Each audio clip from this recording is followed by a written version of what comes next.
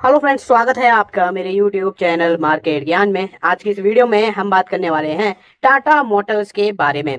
Tata Motors अगले हफ्ते के लिए, जो कि कल से स्टार्ट होने वाला है, एक हाईलाइटेड स्टॉक की तरह निकल कर आ रहा है और उसके पीछे का रीजन क्या है वो हम इस वीडियो में जानेंगे। और यहाँ से देखेंगे कि आगे टाटा मोटर्स के लिए स्पेसिफिकली क्या कुछ मेजर और इंपॉर्टेंट अपडेट्स निकल कर आ रही हैं। कुछ म्यूचुअल फंड का भी डेटा अपने सामने निकल कर आ चुका है, वो भी हम इसी वीडियो के अंदर डिस्कस करने वाले हैं। साथ ही साथ एक टैरिफ से रिलेटेड जो न्यूज है वो निकल कर आ रही है, वो भी मैं आपको इसी वीडियो के जरिए बताऊंगा कि आखिर वो टैरिफ क्या सिनेरियो बना रहा है और क्या कल के दिन आपको मार्केट का मूवमेंट देखने को मिल सकता है। आपसे बस इतनी सी रिक्वेस्ट है कि आप चैनल को सब्सक्राइब, वीडियो को लाइक और कमेंट में अपने ओपिनियंस जरूर मेंशन करके जाइएगा। चलिए वीडियो स्टार्ट करते हैं।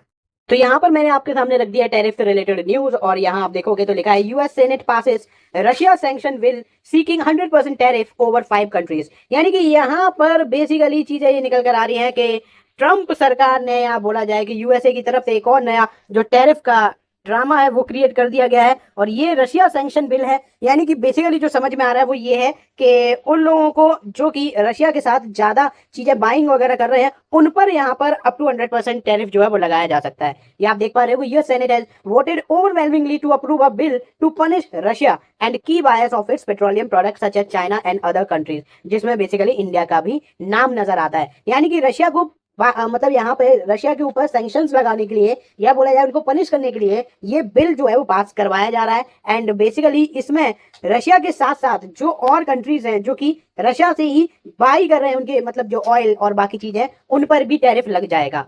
तो ये सिनेरियो यहाँ पर लग रहा है। ये कल कैसे इसका मार्केट पर इम्पैक्ट पड़ेगा वो देखना बहुत ज्यादा दिलचस्प रहेगा, लेकिन फिलहाल में जो अपडेट निकल कर आ रही है टैरिफ से रिलेटेड वो मैंने आपके सामने रख दिया है।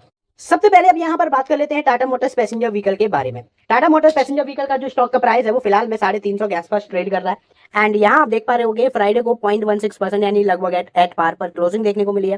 पिछला जो पूरा हफ्ता गया है वो लगभग एक ही जैसा गया है, यानी कि बिल्कुल कोई भी खासा मूवमेंट देखने को मिला नहीं है। लेकिन पिछले एक महीने में थोड़ी बहुत जो रिकवरी है वो देखने को मिली है। स्पेशली आप देखोगे तो 28 जुलाई के बाद से थोड़ी बहुत रिकवरी जो है वो आपको स्टॉक के अंदर देखने को मिल रही है। पिछले 6 महीने में या वाईटीडी और या फिर एक साल का सिनेरियो देखते हैं तो स्टॉक फिलहाल में नेगेटिव जोन में ही चल रहा है। बट जिस अकॉर्डिंग इस कंपनी का पोटेंशियल है, जिस अकॉर्डिंग इस कंपनी का ओवरऑल वैल्यूएशन है, यहाँ से उम्मीदें बहुत ज्यादा लगती हैं। एंड कंटिन्यूसली जो ये मार्केट में अपना नाम बढ़ा रहे हैं और साथ के साथ मार्केट शेयर को भी बढ़ा रहे हैं, तो definitely Tata Motors passenger vehicle के लिए आने वाला टाइम बेटर नजर आ रहा है। अब फिलहाल में जैसे कि कल जब मार्केट ओपन होगा तो स्टॉक इन फोकस की लिस्ट में आपको टाटा मोटर्स का नाम सबसे पहले नजर आ रहा है। और उसके पीछे के रीजंस अगर मैं आपको बताऊं तो सबसे सिंपल सा रीजन ये है कि यहाँ पर इन सारी कंपनीज के कल से जो हफ्ता स्टार्ट हो रहा है उनमें आपको जो Q1 के नंबर्स है वो देखने को मिलने वाले हैं, जिसमें बहुत सारी कंपनीज हैं। लेकिन साथ के साथ जो लास्ट में आपको नाम नजर आ रहा है वो है Tata Motors passenger vehicle. Physical year में टाटा मोटर्स पैसेंजर व्हीकल का अगर आप कंपनी के पैसेंजर कार और व्हीकल डिवीजन देखोगे, मतलब कि ओवरऑल यहाँ पर इनका जो बाइफर्केशन है, डीमर्जर है, बेसिकली वो हुआ था।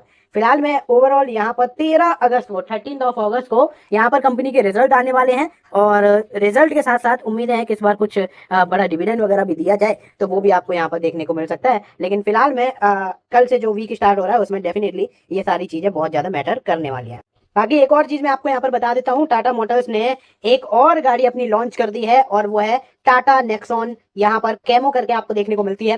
ठीक है, आप यहाँ देख पा रहे हो नेक्सॉन कैमो, जो अगर आप ओवरऑल देखो स्टार्टिंग प्राइस रखती है लगभग 10 लाख, जो कि एक शोरूम है, जिसके बाद ऑन रोड आप मान के चलो 12-13 लाख की गाड़ी ये पड़ेगी। लेकिन फिलहाल में ये जो आपको यहाँ पर नई गाड़ी है वो देखने को मिल रही है। एंड फेस्टिव सीजन आपको पता ही है कि आने वाला है और डेफिनेटली यहाँ से आपको चीजें जो है वो और ज्यादा मतलब प्रोवाइड करने की कोशिश करी जा रही है टाटा की तरफ से।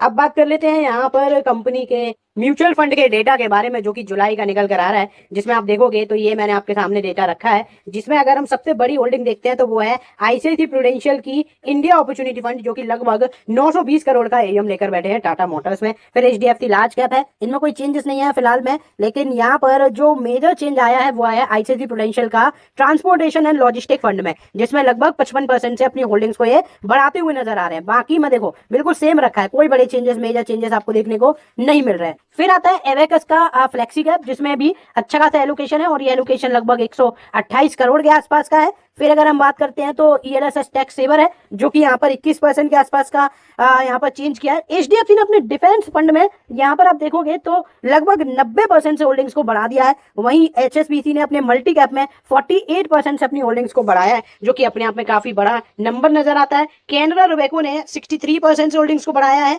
ICICI प्रूडेंशियल ने अपने डिविडेंड यील्ड में लगभग 54%, और बाकी आप देखो यहाँ कैनरा रोबेको ने अपने मैन्युफैक्चरिंग फंड में 310% से होल्डिंग्स को बढ़ा दिया है। एंड बाकी में देखो कोई मेजर चेंजेस नहीं है। फिलहाल में ICICI प्रूडेंशियल का जो हाइब्रिड अग्रेसिव प्लान है रिटायरमेंट वाला, उसमें 54% से होल्डिंग्स को इन्होंने बढ़ाया है।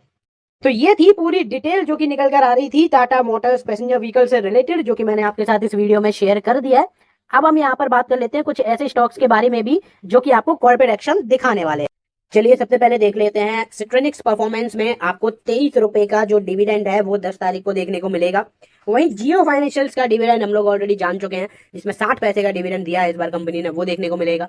इंडस टावर में आपको 10 तारीख को इसकी एग्जिट देखने को मिलेगी, जो कि 14 रुपए का फाइनल डिविडेंड है। वहीं बात करें वेस्ट कोस्ट पेपर में 3 रुपए का, और मैजेस्टिक ऑटो में 25 रुपए का फाइनल डिविडेंड देखने को मिल रहा है। और सेंट्रल माइन प्लानिंग डिजाइन में आपको 1 रुपए के आसपास का जो डिविडेंड है वो दिया जाएगा। तो ये कुछ कॉर्पोरेट एक्शन वाले स्टॉक्स थे जो कि मैंने आपको जल्दी से बता दिए। बाकी फिलहाल वीडियो में बस इतना ही। वीडियो अगर आपको अच्छी लगी हो तो प्लीज एक लाइक और चैनल को आप सब्सक्राइब जरूर कर दीजिएगा। धन्यवाद।